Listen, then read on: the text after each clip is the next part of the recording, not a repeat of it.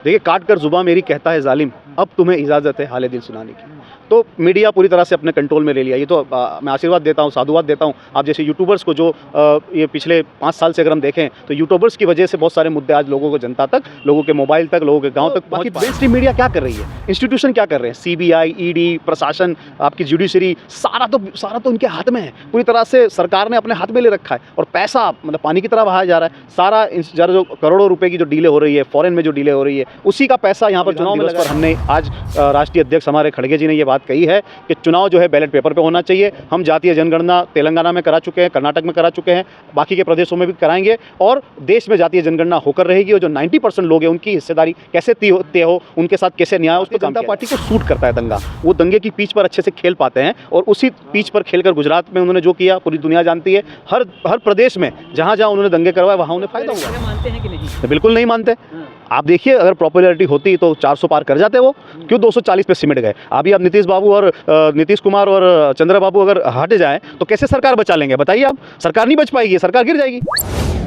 जिस तरह से संभल के अंदर जो स्थिति बनी, वहाँ पर जो 5 लोगों की हत्या हो गई, कैसे देख रहे हैं? देखिए, पूरी दुनिया में पहली बार देखने को मिल रहा है कि भारत के 5 नागरिकों को भारत की पुलिस द्वारा मारा गया। और विजुअल जिस तरह से सामने आए हैं, ये देखा जा रहा है कि पुलिस ने डायरेक्ट गोली मारी है। जबकि किसी भी दंगे में या किसी भी फसाद को रोकने के लिए, अगर आप कंट्रोल करने के लिए जो बुलेट होती है, प्लास्टिक की बुलेट होती है, उसका इस्तेमाल किया जाता है, या फिर अगर फायरिंग भी की जाती है तो गोली पैर पर मारी जाती है। जिस तरह से सर पर गोली मारी गई, तो ये बहुत ही निंदनीय है। ये लोकतंत्र और कानून का बहुत भद्दा मजाक है। जिस तरीके से उत्तर प्रदेश पुलिस आरएसएस के कार्यकर्ता की तरह काम कर रही है, इन हालात में कैसे आप न्याय की उम्मीद रख सकते हैं, कैसे कानून और व्यवस्था की उम्मीद? तो कह रहे हैं कि ये आपस में गोलियां लगी हुई हैं, पुलिस की गोली नहीं लगी। देखिए, ये तो अगर जब निष्पक्ष जांच होगी, कोई ईमानदार अफसर, कोई पूर्व जजिस जो अपने ज़मीर को अपने माथे पर रखकर अगर वो इंक्वायरी करेंगे तो पता चल जाएगा कि एक्चुअल में क्या हुआ था। जो विजुअल सामने है उसमें तो दिख ही रहा है कि पुलिस गोली चला रही है। फिर कैसे पुलिस ये कह सकती है? क्यों मचा रहे थे वहाँ पे, पत्थरबाजी क्यों कर रहे थे? देखिए, जैसे पहले सर्वे हो गया, पीस कमेटी और वहाँ की लोकल कमेटियों को सबको विश्वास में लेकर लोकल लीडर से डिस्कशन हुआ और उसके बाद सर्वे हुआ, कोई हंगामा नहीं हुआ। उसके बाद दोबारा सर्वे करने के लिए टीम किसी को विश्वास में नहीं लिया, किसी से चर्चा नहीं की। और जो सर्वे की टीम और पुलिस अधिकारी थे, उनके साथ लोकल कार्यकर्ता किसी भी पार्टी के क्यों थे, क्यों नारे लगा रहे थे, वो ऐसे हिंसक नारे क्यों लगा रहे थे, ऐसे नफरती नारे क्यों लगा रहे थे, ताकि लोग सामने आए और इस तरह का झगड़ा तो ये सोची समझी साजिश थी कि पहले सर्वे क्यों शांति से हो गया, इसको मुद्दा बनाना था, इशू बनाना था और कम्युनल एटमॉस्फेयर क्रिएट करना था। ये सीधा प्रशासन का एजेंडा था, सरकार का एजेंडा था। चुनाव की रिजल्ट आने के बाद ही तुरंत ये कैसे शुरू हो गया मामला? नहीं, ये देखिए, चुनाव के पर्सपेक्ट में हम इसको नहीं देख सकते। वहाँ पर स्टेट में उनकी ये थी, मंशा ही थी, वो पहले कराना चाह रहे थे ताकि चुनाव में उसका बेनिफिट हो। बहुत जगह पे उन्होंने ये प्रयास किया। गुजरात में सोमनाथ मंदिर के पास की जो लैंड का इशू हुआ, वहाँ पर दरगाह जो बुलडोजर चला दिया गया, वो भी हरियाणा चुनाव में फ़ायदा उठाने के लिए किया। लेकिन वो ये चाहते हैं दंगा कराना, लेकिन दंगा हो नहीं पाता क्योंकि जनता बहुत हद तक समझ गई है। भारतीय जनता पार्टी का जो प्रशासनिक व्यवस्था और उनका जो एजेंडा है वो समझ में आ रहा है। लेकिन कुछ जगह पे लोग नफरती भाषण कह रहे हैं, नारे लगा रहे हैं और लोग उपसा रहे हैं और चीज़ें हो रही हैं। संविधान दिवस है और ऐसे मौके पर जब इस तरह की घटनाएं होती हैं तो आप कैसे देखते हैं? देखिए, काट कर जुबां मेरी कहता है जालिम, अब तुम्हें इजाज़त है हाल दिल सुनाने की। तो मीडिया पूरी तरह से अपने कंट्रोल में ले लिया। ये तो मैं आशीर्वाद देता हूँ, साधुवाद देता हूँ आप जैसे यूट्यूबर्स को, जो ये पिछले 5 साल से अगर हम देखें तो यूट्यूबर्स की वजह से बहुत सारे मुद्दे आज लोगों को, जनता तक, लोगों के मोबाइल तक, लोगों के गाँव तक पहुँच पा रहे हैं। तो बाकी मेन स्ट्रीम मीडिया क्या कर रही है, इंस्टीट्यूशन क्या कर रहे हैं, सीबीआई, ईडी, प्रशासन, आपकी जुडिशरी, सारा तो उनके हाथ में है। पूरी तरह से सरकार ने अपने हाथ में ले रखा है और पैसा मतलब पानी की तरह बहाया जा रहा है। सारा जो करोड़ों रुपए की जो डीले हो रही है, फॉरेन में जो डीले हो रही है, उसी का पैसा यहाँ पर चुनाव में लगाया जा रहा है। तो लोकतंत्र नहीं बचा, कहीं पर कोई प्रशासनिक व्यवस्था नहीं बची, सारे इंस्टीट्यूशन अपने हाथ में है। सरकार जो चाहती है वो एजेंडे पे काम हो रहा है। लोकतंत्र नहीं बचा, संविधान नहीं बचा। मोदी जी संविधान का कितना सम्मान करते हैं, आज भी संविधान को चुमा है। देखिए, यही मोदी जी जब 2014 में प्रधानमंत्री बने थे, संसद की सीढ़ियों को उन्होंने चुमा था और आपने देखा कि संसद ही बदल दी उन्होंने, नई संसद बना दी। अब आप आज उन्होंने अगर संविधान की किताब को चुमा है तो उनका तो असली एजेंडा तो संविधान बदलने का ही है, तो वो उसी दिशा में काम करेंगे। वो 400 पार 405 किस लिए कर रहे थे, ताकि संविधान बदल पाए। लेकिन देश की जनता ने उनको नकारा। 2024 का चुनाव जनता ने उनको ये दिखाया कि आप संविधान बदलना चाहते हो, आप आरक्षण ख़त्म करना चाहते हो, ये नहीं करने देंगे। हमारा जो मुद्दा है, आज संविधान दिवस पर हमने आज राष्ट्रीय अध्यक्ष हमारे खड़गे जी ने ये बात कही है कि चुनाव जो है बैलेट पेपर पे होना चाहिए। हम जातीय जनगणना तेलंगाना में करा चुके हैं, कर्नाटक में करा चुके हैं, बाकी के प्रदेशों में भी कराएंगे और देश में जातीय जनगणना होकर रहेगी। और जो 90% लोग हैं उनकी हिस्सेदारी कैसे तय हो, उनके साथ कैसे न्याय हो, उस पर काम किया जाएगा। लेकिन देश के अंदर जो जिस तरह से बाबरी विध्वंस के बाद जो मामला शुरू हुआ, क्या मान लिया जाए कि फिर एक दूसरी बाबरी बनने वाली है? क्योंकि लगातार ये नारे लगाए जाते रहे हैं कि अयोध्या एक झांकी है, मथुरा काशी बाकी है। देखिए, मैं तो मोहन भागवत जी का जो स्टेटमेंट है उसी को कोट करूँगा। उन्होंने कहा कि हर मस्जिद के नीचे आप शिवलिंग मत ढूंढते फिरिए। मतलब हर मुद्दे को आप जहाँ पर भी आप एक इसके अलावा कोई इशू नहीं है।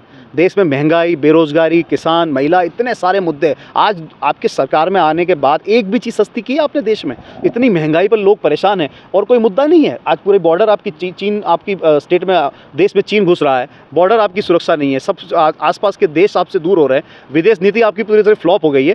आपके बड़े बड़े उद्योग यहाँ से जा रहे हैं, फॉरेन यहाँ से निकल के जा रही है, मल्टीनेशनल कंपनियाँ छोड़ रही है भारत। तो नागरिक यहाँ पे, आप नागरिकता की बात करते हो, करोड़ों लोग यहाँ से जा रहे हैं दूसरे देश में। मस्जिद का जो मुद्दा शुरू हुआ, इसमें कहीं कांग्रेस का हाथ होने का भी बू आता है, क्योंकि जिस तरह से राजीव गांधी के वक्त में ताला तोड़ा गया, मूर्ति रखी गई, ये चीज़ें भी एक संदेह के घेरे में कांग्रेस को दिखाती है। देखिए, बहुत जितने जिस तरह के मामले हुए हैं, धार्मिक मुद्दों को जितना आप छेड़ोगे, जितना उसमें उलझे रहोगे, देश 140 करोड़ लोगों का है, देश चलेगा संविधान का, सबको हक दे रखा है। अगर किसी तरह का कोई डिस्प्यूट है मंदिर का, मस्जिद का या किसी भी धर्म का, तो उसके लिए कानून व्यवस्था है, कोर्ट है। कांग्रेस ने रास्ता तो दिखा दिया ना, कोर्ट है ना। हमने देखिए सबने मिलकर वो माना, बाबरी मस्जिद का जो भी इशू था इसको सबने स्वीकारा, दोनों पक्ष ने, जो भी जिसने भी कोर्ट में गए थे, दोनों अखाड़ा परिषद हो या वहाँ की कमेटी, दोनों ने माना कि जो भी सुप्रीम कोर्ट का फैसला होगा उसको हम स्वीकार करेंगे। 1951 के तहत जो चीज़ें हुआ था कि जो मंदिर और मस्जिद है उसको यथावत वैसे रहने दिया जाएगा, लेकिन उसके बाद अगर इस तरह के मामले सामने आए, फिर उसके बाद ये काफ़ी प्रोसेस लंबा चलता रहा, तो ये भी एक कांग्रेस की... बिल्कुल, देखिए बहुत सी जगह पे गलतियाँ हुई है सरकारों से कि इस तरह के मामले को लंबा खींचा गया। इसका जो फास्ट ट्रैक कोर्ट में इस तरह की चीज़ें चलनी चाहिए और तुरंत इस पर निर्णय आना चाहिए। इस तरह की चीज़ों को आप जितना खींचोगे उतना जो है कम्युनल माहौल बढ़ेगा और इस तरह की चीज़ें, इस तरह के दंगे सामने आते रहेंगे। लेकिन भारतीय जनता पार्टी को सूट करता है दंगा, वो दंगे की पिच पर अच्छे से खेल पाते हैं और उसी पिच पर खेलकर गुजरात में उन्होंने जो किया पूरी दुनिया जानती है। हर प्रदेश में जहाँ जहाँ उन्होंने दंगे करवाए वहाँ उन्हें फ़ायदा हुआ है। जब राहुल गांधी ने नफरत को मिटाकर मोहब्बत की बात की, तब 2024 में 240 पर सिमट गए। अगर ऐसी पिच न बने, इसके लिए कांग्रेस क्या कदम उठाएगी?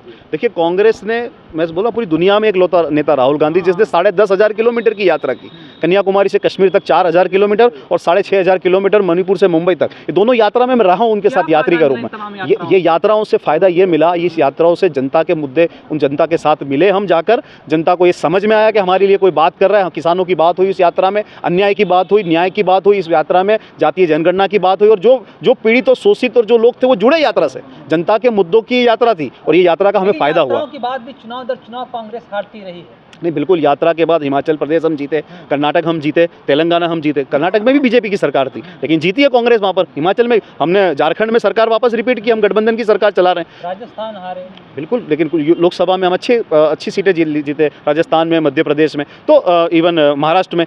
तो चुनाव जीतना हारना एक अलग प्रक्रिया है, लेकिन निरंतर जनता के बीच में रहकर जनता के मुद्दों को उठाना, आज विपक्ष के नेता के तौर पर राहुल गांधी पार्लियामेंट हो या सड़क हो, हर मुद्दे पर बात कर रहे हैं और आंख से आंख मिलाकर, या अदानी का मुद्दा हो। की पॉपुलैरिटी है, मानते हैं कि नहीं? बिल्कुल नहीं मानते।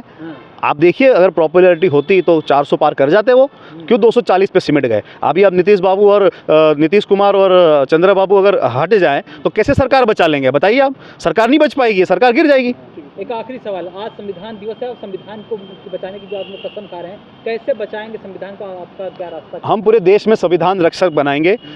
अगले 1 महीने तक गांव-गांव जाकर, शहर-शहर जाकर संविधान रक्षकों का रजिस्ट्रेशन होगा, उनको सर्टिफिकेट दिया जाएगा और संविधान रक्षकों की पूरे देश में संख्या बढ़ाई जाएगी कि हर व्यक्ति अपने अपने स्तर पर संविधान को बचाने का प्रयास करे। किसी भी दुखी, गरीब और पिछड़े, अल्पसंख्यक, SC, ST, OBC, माइनॉरिटी, इस तबके का किसी भी व्यक्ति या किसी भी गरीब व्यक्ति के साथ अन्याय हो रहा है, उसके साथ खड़े रहें, उसकी न्याय की लड़ाई लड़ें और आने वाले दिनों में संविधान को बचाने के लिए पार्लियामेंट की लड़ाई लड़नी हो या सड़क से संसद तक, हम लड़ने के लिए तैयार हैं।